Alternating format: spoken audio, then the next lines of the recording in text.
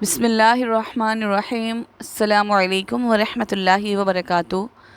آپ سن رہے ہیں مریم وائس میں آپ کو خوش آمدید۔ ناظرین، آج ہم بات کریں گے جلیبیب کون تھے۔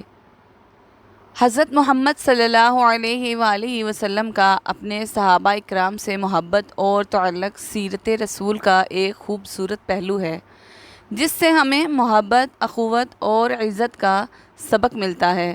حضور نبی کریم صلی اللہ علیہ وآلہ وسلم اپنے ہر صحابی سے دلی محبت فرمایا کرتے تھے، ان کے غم و خوشی میں شریک ہوتے، ان کا نام لے کر دعائیں کرتے اور ان کی چھوٹی سی چھوٹی بات کا بھی خیال رکھتے۔ اگر کوئی بیمار ہوتا تو آپ صلی اللہ علیہ وآلہ وسلم اس کی عیادت کے لیے تشریف لے جاتے۔ اگر کوئی غیر حاضر ہوتا تو اس کی خیر گیری فرماتے۔ آپ نبی کریم صلی اللہ علیہ وآلہ وسلم کا صحابہ کرام سے تعلق صرف قیادت کا نہیں بلکہ ایک سچے دوست اور مہربان رہنما کا بھی تھا۔ یہ محبت صرف الفاظ تک محدود نہیں تھی بلکہ عمل میں بھی نمایاں نظر آتی تھی۔ یہی وجہ تھی کہ صحابہ اکرام بھی حضور نبی کریم صلی اللہ علیہ وآلہ وسلم پر اپنی جان نچھاور کر دیتے تھے۔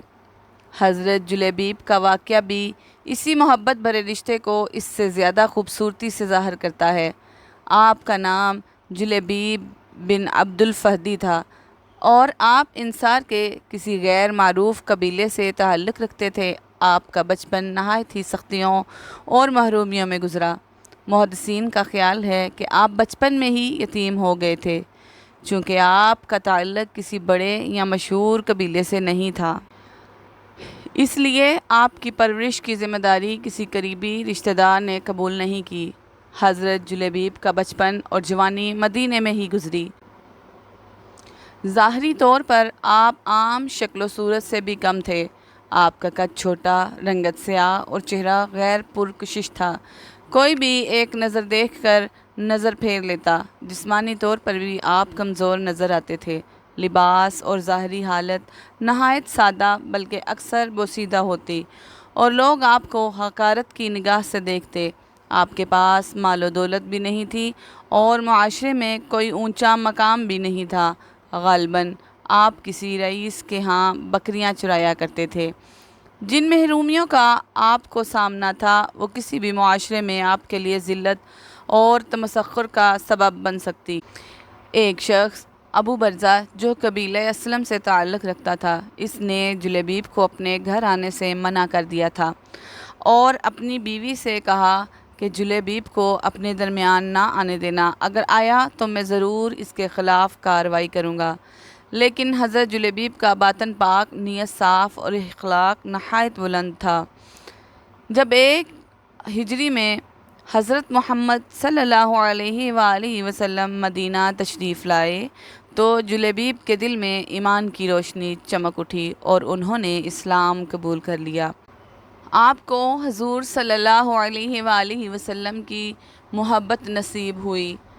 اس طرح جلیبیب کے دل میں نبی کریم صلی اللہ علیہ وآلہ وسلم سے بے پناہ محبت اور عقیدت پیدا ہو گئی، اور نبی رحمت صلی اللہ علیہ وآلہ وسلم کو بھی اس بات کا پورا احساس تھا کہ جلیبیب صلی اللہ علیہ وآلہ وسلم کو اور ان سے کس قدر محبت ہے۔ ایک دن رسول اللہ صلی اللہ علیہ وآلہ وسلم اپنے صحابہ کے ساتھ مسجد نبوی میں تشریف فرما تھے۔ آپ صلی اللہ علیہ وآلہ وسلم نے شفقت بھری نگاہوں سے صحابہ کی طرف دیکھا تو حضرت جلیبیب پر نظر پڑی۔ آپ صلی اللہ علیہ وآلہ وسلم نے مسکرا کر فرمایا، اے جلیبیب، تم شادی کیوں نہیں کر لیتے؟ جلیبیب نے عرض کیا، یا رسول اللہ صلی اللہ علیہ وآلہ وسلم، مجھ جیسے شخص سے کون اپنی بیٹی کی شادی کرے گا؟ حضور نبی کریم صلی اللہ علیہ وآلہ وسلم نے دوبارہ فرمایا، جلیبیب، تم شادی کیوں نہیں کر لیتے؟ انہوں نے پھر عرض کیا، یا رسول اللہ، بھلا میرے ساتھ شادی کون کرے گا؟ نہ میرے پاس مال و دولت ہے، نہ حسن و جمال، اور نہ ہی اعلیٰ نسب و منصب۔ آپ نبی کریم صلی اللہ علیہ وآلہ وسلم نے تیسری بار بھی وہی الفاظ دہرائے، پھر فرمایا، جلیبیب، تم فکر نہ کرو، تمہاری شادی میں خود کراؤں گا۔ تم اللہ کے نزدیک بے قیمت نہیں ہو، تمہارا مقام وہاں بہت بلند ہے۔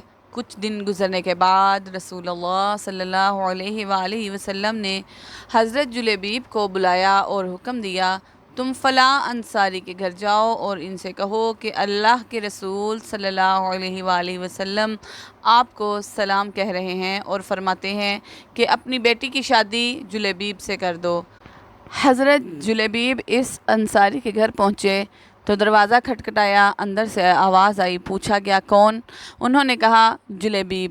انصاری باہر آئے، جلیبیب نے کہا اللہ کے رسول صلی اللہ علیہ وآلہ وسلم نے آپ کو سلام بھیجا ہے۔ انصاری صحابی خوش ہو کر کہنے لگے، اللہ کے رسول صلی اللہ علیہ وآلہ وسلم نے مجھے سلام کہا ہے، یہ تو میرے لیے سعادت کی بات ہے۔ پھر جلیبیب نے کہا رسول اللہ صلی اللہ علیہ وآلہ وسلم نے حکم دیا ہے کہ آپ اپنی بیٹی کی شادی مجھ سے کر دو۔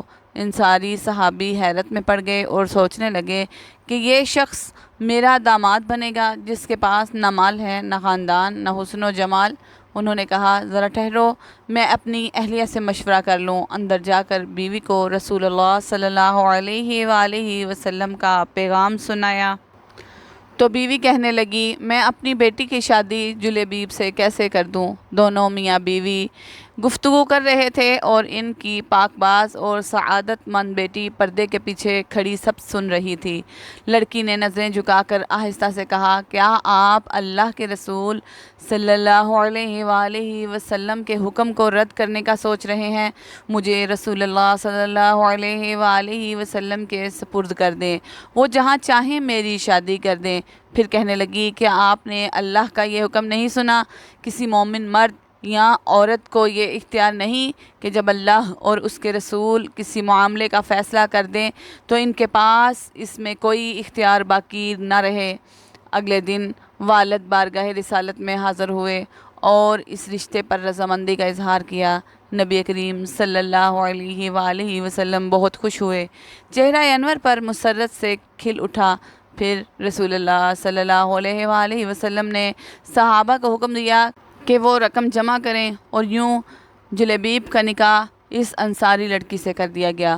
آپ نبی کریم صلی اللہ علیہ وآلہ وسلم نے دعا فرمائی، اے اللہ اس بچی پر خیر کے دروازے کھول دے اور اس نکاح میں اتنی برکت عطا فرما کہ جلیبیب کی ساری تلخیاں ختم ہو جائیں۔ شادی کے چند ہی دن بعد ایک غزوے کا اعلان ہوا۔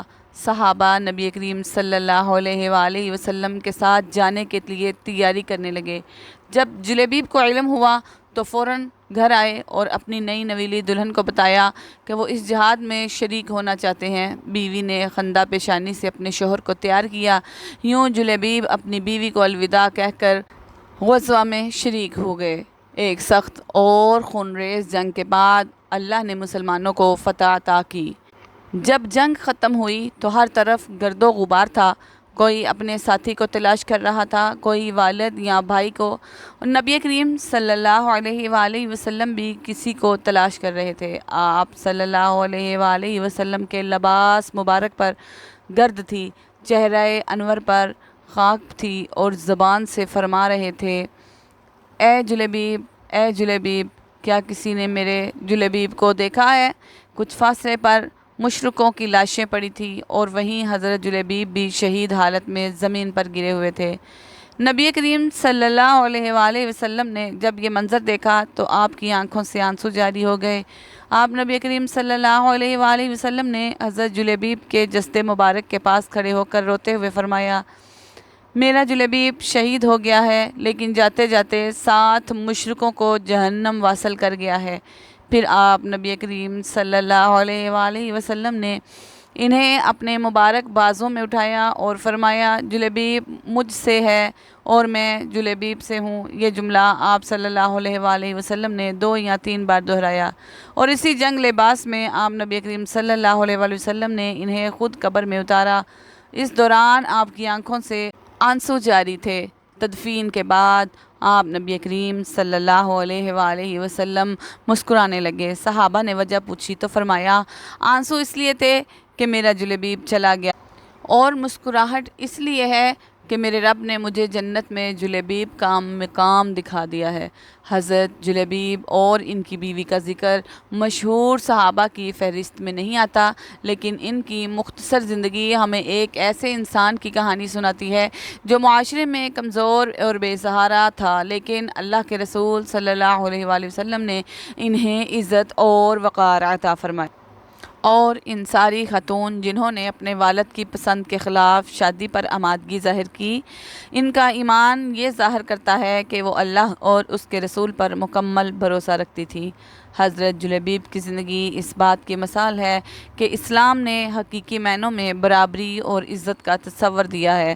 وہ لوگ جنہیں دنیا نے ٹھکرا دیا، نبی کریم صلی اللہ علیہ وآلہ وسلم نے انہیں سینے سے لگایا اور فرمایا میں اس سے ہوں اور وہ مجھ سے ہیں۔ اللہ رب العزت ہمیں آپ نبی کریم صلی اللہ علیہ وآلہ وسلم کے نقش قدم پر چلنے کی توفیق عطا فرمائے، آمین۔ آپ لوگوں کو ہماری ویڈیو پسند آئی ہو، لائک شیئر سبسکرائب ضرور کیجیے۔ آپ کی دعاؤں کی طالب آپ کی اپنی بہن مریم۔